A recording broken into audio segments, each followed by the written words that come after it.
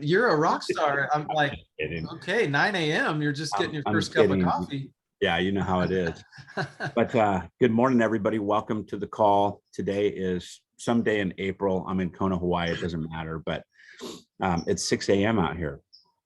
And 6 a.m. comes with, comes with a consequence. You have to go to bed early. You have to prepare. You have to be ready. And when people are counting on you, that's just what you do. So, I might sound a little nasally because I just woke up. That's normal for me.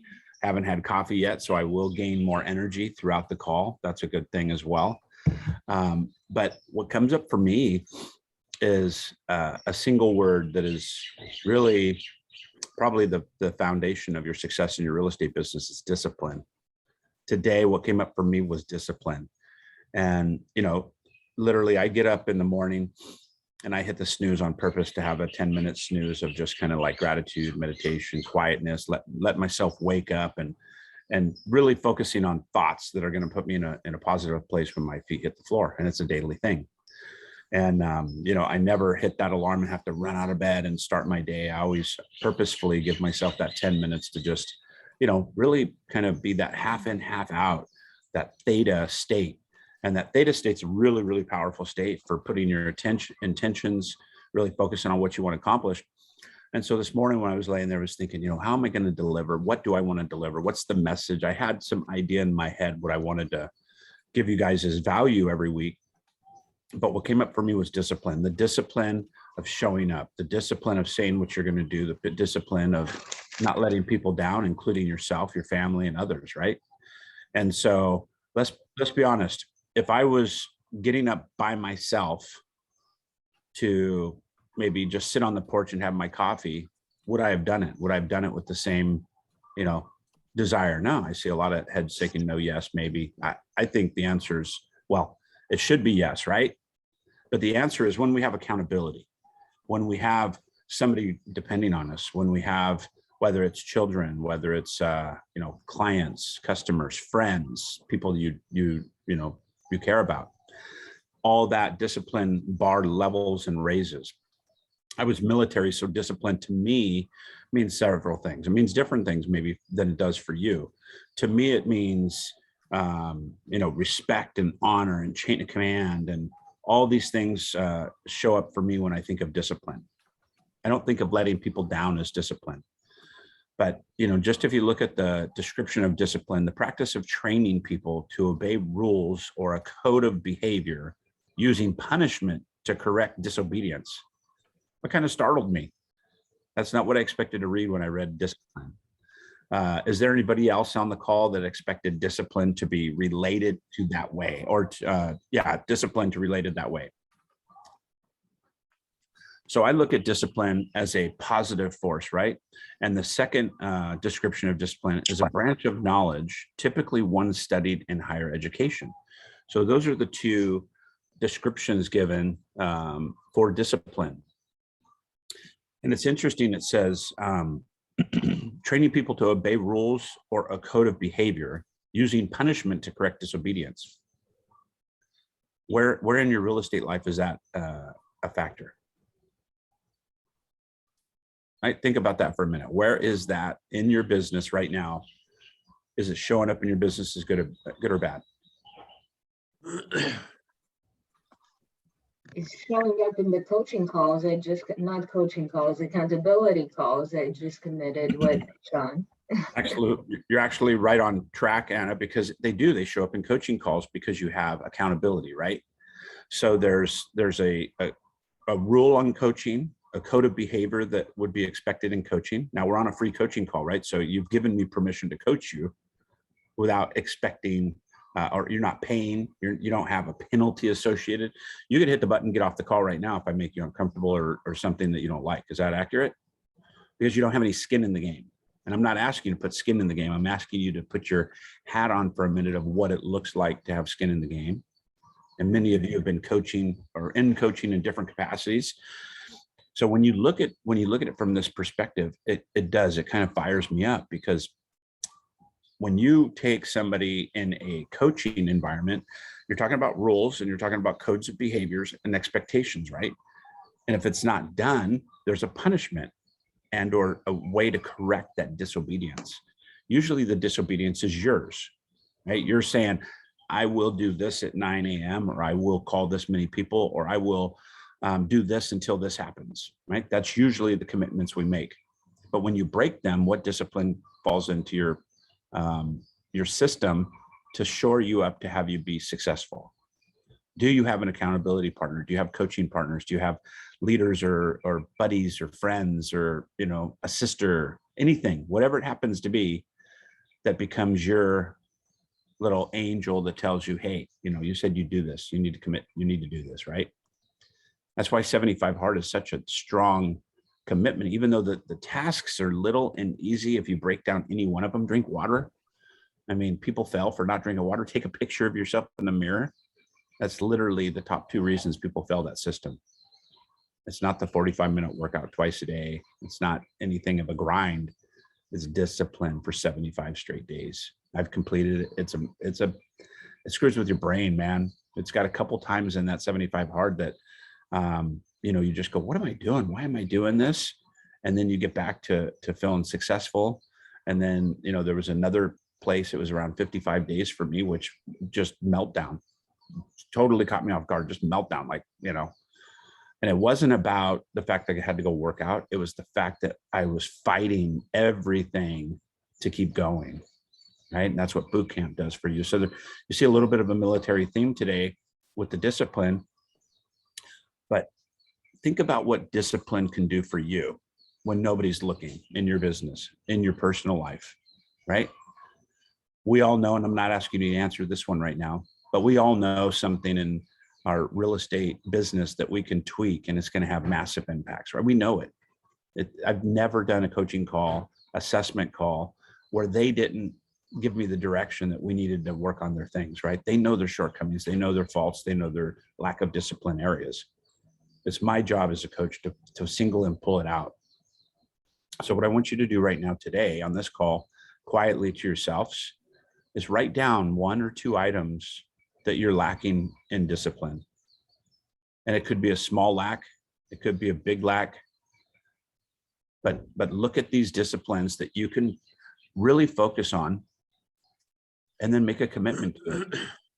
And if your commitment is not working, meaning that if you're not continuing with your commitment, then find an accountability partner and put a task to it of a penalty if you need to, right? I've done all kinds of fun things with my clients to help them get motivated. And I laugh because I'm on the good end of the coin. You know, I get to impose the penalties. I get to watch them squirm. And I've been on the other side of the coin too with my coach. But one of the most powerful things to do is get a commitment from somebody and then tie a reward to it. Some people are motivated by rewards, but most are motivated by the penalty, the discipline, and the punishment to correct that disobedience, right? As in the discipline direction or dictionary. So one of the things that I've used, and again, I'm giving you this as tools. There's no penalty for you. You get to listen as a fly on the wall, so to speak, but I'm talking almost in third party. But if you don't do what you say you're going to do, and you have given it a firm deadline that you're going to do it twice a week, 5 days a week, whatever it is, at the end of the week, if that is not a success, if it's failure in any way, in any category, then you would do one of the followings as a discipline. You know, one of the ideas is I have them write a little bit of almost a love letter to their arch enemy on the planet, somebody they really, really despise. Maybe it's an agent that if they got an offer from that agent, they would just go, oh my God, you know, please give me 22 other offers so I don't even have to talk to this, you know, talk to the seller about this person. Or maybe it's somebody that you just, you know, have defriended and not part of your life anymore, that you would rather never see or talk to again. And you write this little letter saying, hey, thank you for all the things you've done to help me and train me and teach me and get me to where I am today. I owe a lot of it to you and your mentorship. And I just wanted to send this $100 gift card for you to take you and your special one out to dinner or something. And just, it's a thank you from me to you.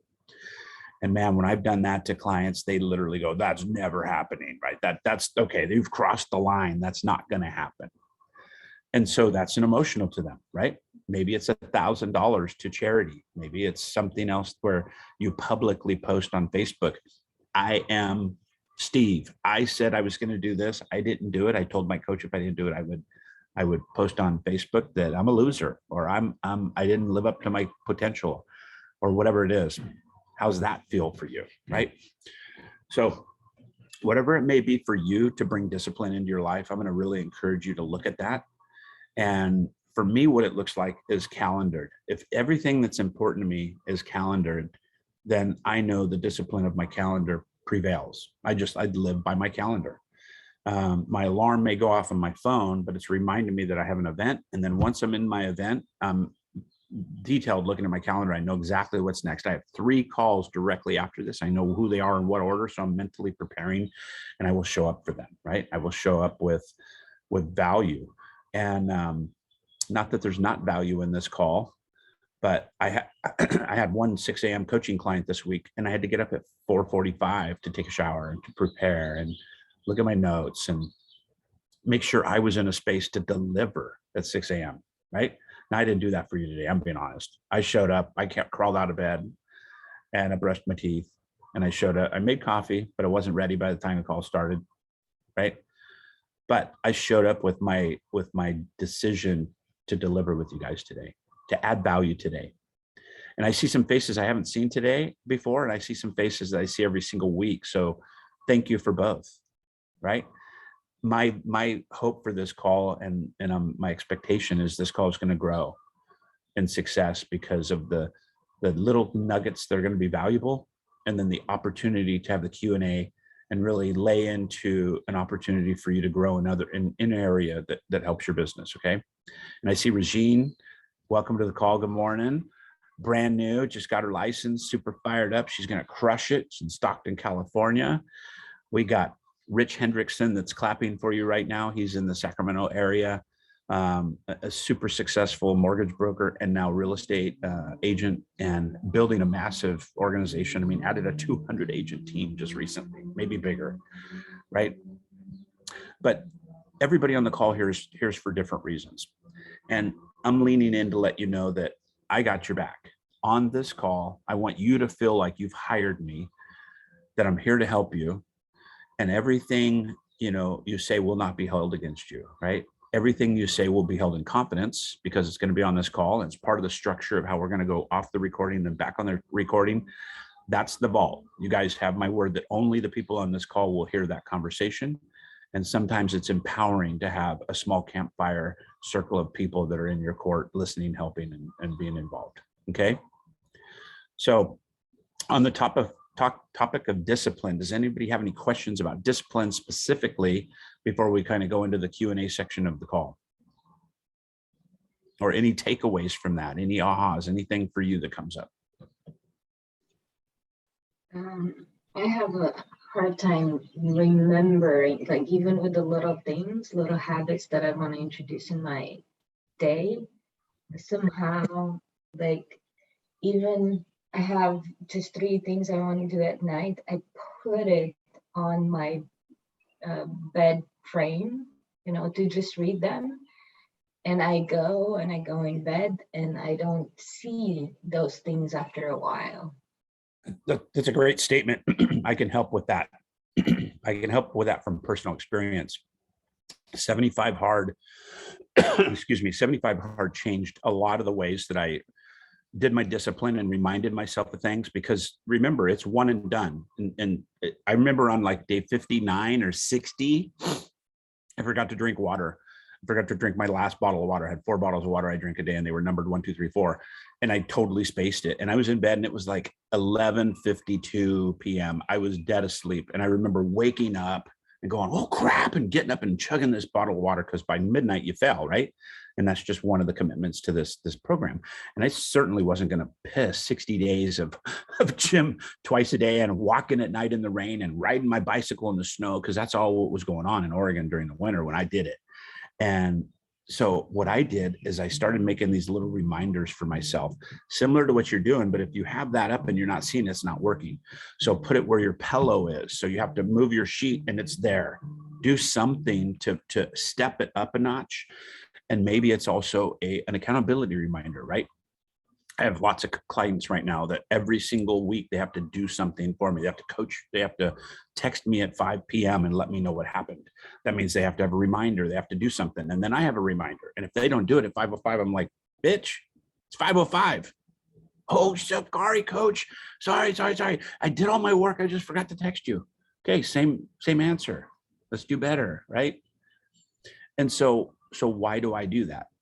I do that to help them build that discipline of reminding themselves to text me, because if they could do that, they're going to do other things in the business. So for you, Anna, I would just take specifically, try to find that 1 or 2 or 3 things that you're trying to do, or if it's a list you want to read at the end of the night, put a reminder on your phone that's maybe 10 minutes after you would normally be going to bed. So it dings and goes, okay, I didn't do it. I got to get up and do it. Or put something in, in an area, if you brush your teeth every night before bed, put it there. Put it under your sheet, under your pillow where you're going to go to bed. So it's unmistakable, right? Until you get to a pattern to where then now you're recognizing it needs to be done prior to that action. And then it could be a reminder on the desk. It could be a reminder somewhere else more gently. Okay. Yeah. And then just focus on getting that step done until it's done. And usually, when we're breaking habits and patterns in our lives or in our business or anywhere, it's usually a 21-day. You've heard that it takes about 21 days to break a cycle. There's a lot of literature and things out there now that takes actually about 66 days to break a cycle, a deep cycle, right? 21 days is not enough. So hence 75 hard. I put all this together when I did 75 hard. Andy Frisella, love him or hate him, he could be very brash, but this system's brilliant because it's simple and it's hard. And that's why it's called 75 hard. So I've propped it up a lot today. If you want to do it sometime, check it out. It's super simple on the surface, super difficult to complete because of the discipline it takes, right? And it is all discipline. It's not grit. It's not muscle. It's not will. It's not strength. It's not some has a better diet than the others. It's strictly discipline and grit. But thanks for that. Anything else? Any takeaways from this? Did you get any value in it? What did it hit for you? Did it hit home, or did it, what's going on for you? A book by James Clear, Atomic Habits, is 100%. really good. Is really good. Anna Maria, you might that's a good one to. What is it? Make things easy if you want to get better at doing something, or make it obvious. I forget exactly what it is, but just Great like you're saying, Randy. Great book. And by the way, Don and Tom, my business partners, we read the book together. We did a book club with Matthew and some of the others on the call with it. We named our group after it, Atomic Team Meeting on Wednesdays. We have Atomic Habits training camp. So Chase, great call. We saw so much value in the book from an organization that we have adopted in many areas. And like I said, our weekly calls, Atomic Team Meeting call, atomicteammeeting.live. So thanks for bringing that up.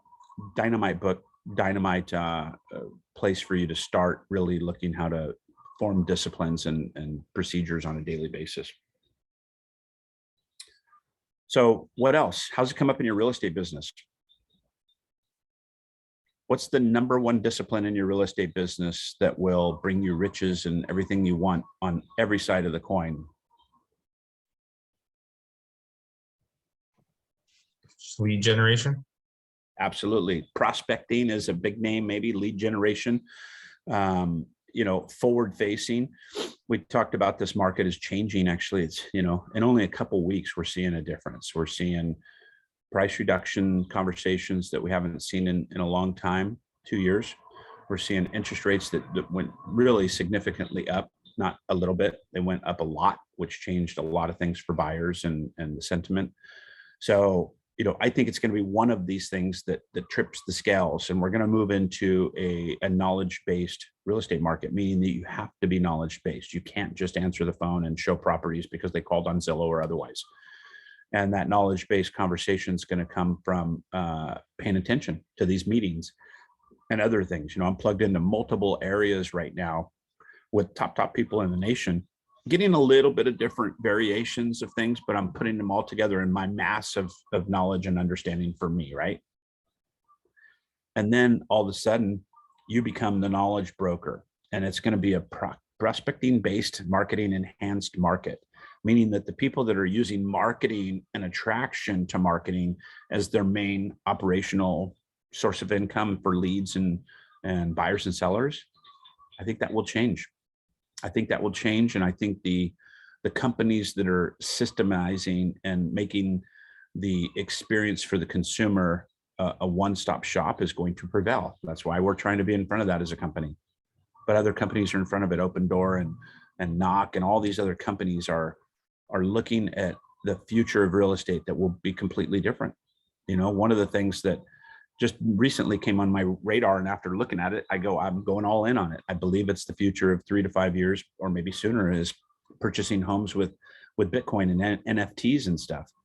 You know how many Bitcoin people I've hung up on in the last 2 years? If you go to and I wish I didn't, but if you go to my real estate happy hour Facebook page, we got a couple thousand people in it. I was getting an average of 50 Bitcoin requests a week to be in that group, or I'm sorry, a month, 50 a month. So it was like 10, 12 a week. And I'm delete. I'm like, and I put in the front line of it, no Bitcoin. If you're with Bitcoin, this group's not for you. It's real estate agents. Go away. F off, right? And I've been doing that for like 2 years. And I'm still getting a dozen people a month that ask to be in that group that are all Bitcoin related, you know, whatever. Who's the dumb one? You know, I think that when we look at that, we have to be more open-minded about what the future holds. And I heard a statistic, and very, very smart people talked to me about it yesterday or 2 days ago. 50% of every home sale is going to be done electronically through Bitcoin or some kind of other blockchain technology in 5 years. 50% in 5 years. When I heard that number, I was like, what? And this is NAR. This is not like, you know, just a Bitcoin person. And they believe that 100% in 10 years, 100% of every transaction. How amazing would it be for us to be in the knowledge space of that? I'm not saying go out and buy Bitcoin. I'm saying be understanding of what it's going to take to operate in that space. Are you prepared for it? Are you ready for it? Are you going to be the forefront of it? Right? What about if you went right now and you look like almost dumb for the next 2 years because you were just all about it, and all of a sudden you're at the top of the wheel? I think that could happen for some people, right? So a little bit off topic, but good, you know, great contact, great questions and stuff. What else? What else in this particular area before we go to Q&A, and I'll take the recording down?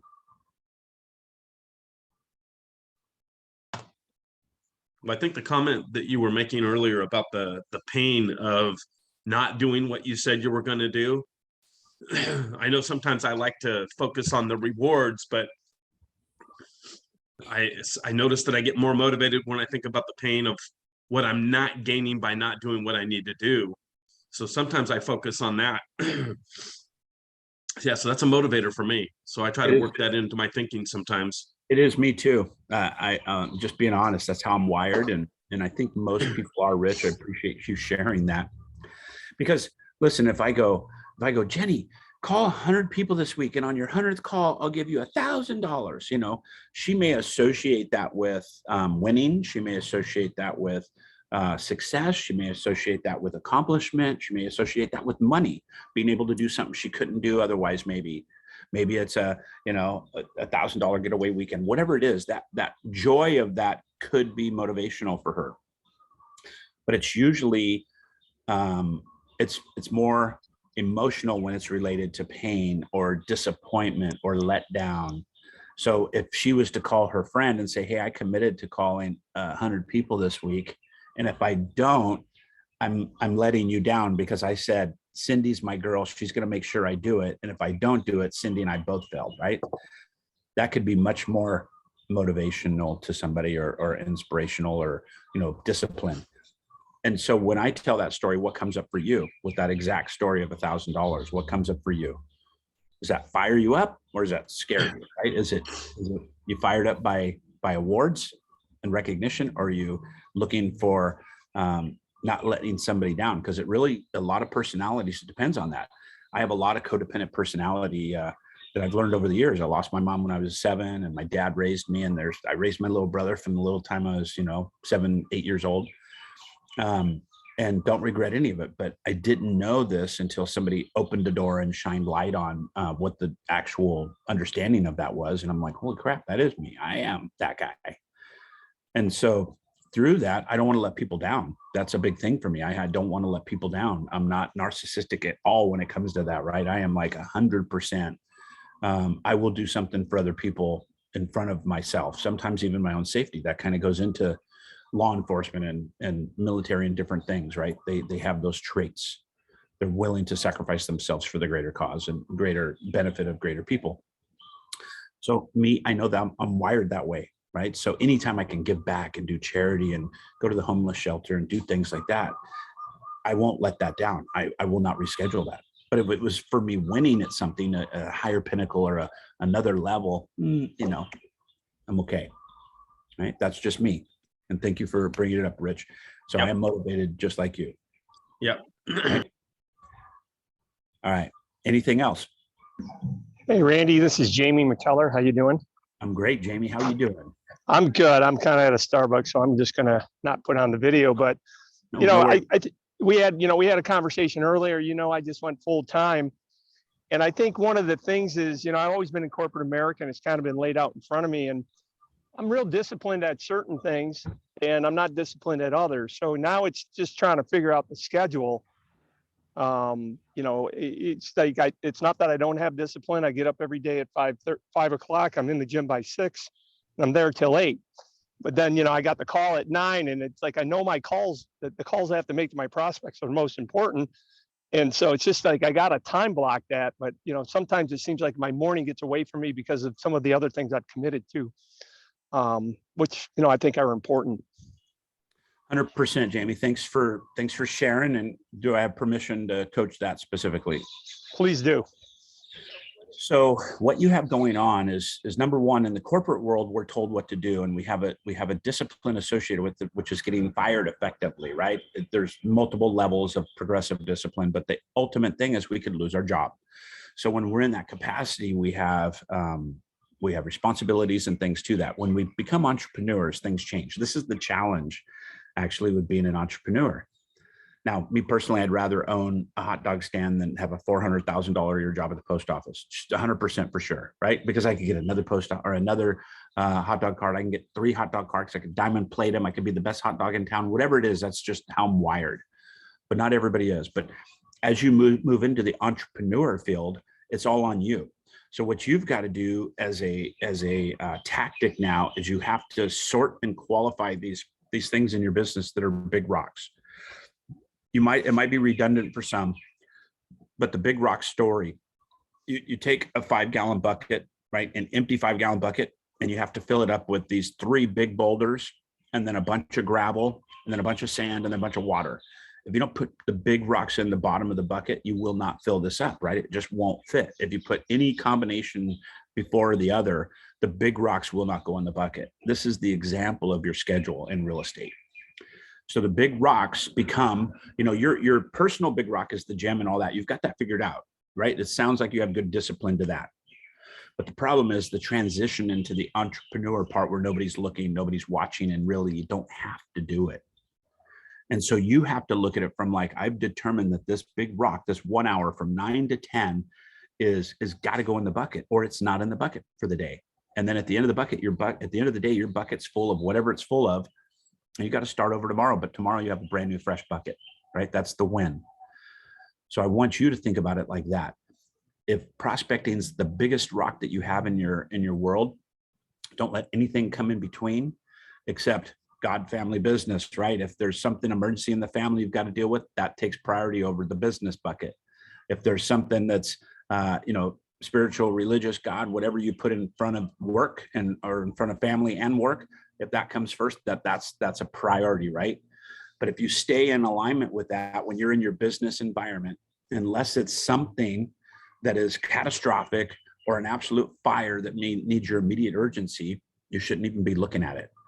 And what I coach my people to do is I want everything off. I want the cell phones off unless you're using it to dial. I want your notifications off. I want all that shiny object shit that can happen off, because every one of them has another opportunity to whittle their way into your disciplined time.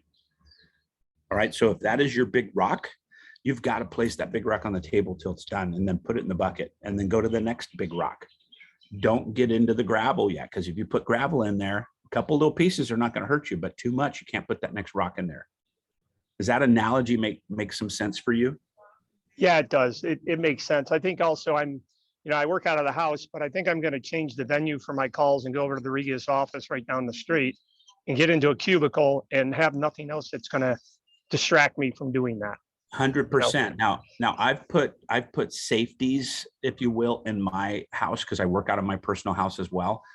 And I've got disciplines in place to preserve my time, right? My staff knows, my people know, my kids know, literally, right? Everybody, my landscaper knows, don't come during these times. So I've set those disciplines in place for myself because I know I need it too. My landscaper starts mowing the backyard and I'm in my prospecting calls. I'm like, squirrel. I wonder if he's mowing, wonder if he's weeding that area I want. I'm going to go out there and I'm going to manage, right? Or whatever. But you see how maybe that is a break of a habit that's going to be valuable for you, Jamie. Maybe that will allow you. Here's a better opportunity for you. Go to your upline senior partners, go to your friends, go to somebody that's on this call that's willing to do it and say, hey, would you just check in with me every day for the next 30 days while I make my calls starting at 9 o'clock and end at 10 o'clock? So at 9 o'clock, you do a quick text. You can even do a group of people that are wanting the same things, right? Hey, we're starting at 9 o'clock, and then you're accountable to that group. And then at 10 o'clock, hey, I'm done. I did my stuff, right? You get celebrated. So it's a dual win. Yeah, that's perfect. Yeah, I think I'm going to schedule from 10 to 11 because we have a lot of 9 o'clock calls and there's a lot of good information, pretty much every day with our teams. That's the sweet spot, Jamie. It's 9 to 11 is the sweet spot. And the second sweet spot's 5:30 to 7:30 p.m. Thanks, Randy. You bet. Thanks for the comment. Anything else in this category? I'm going to take this off real quick.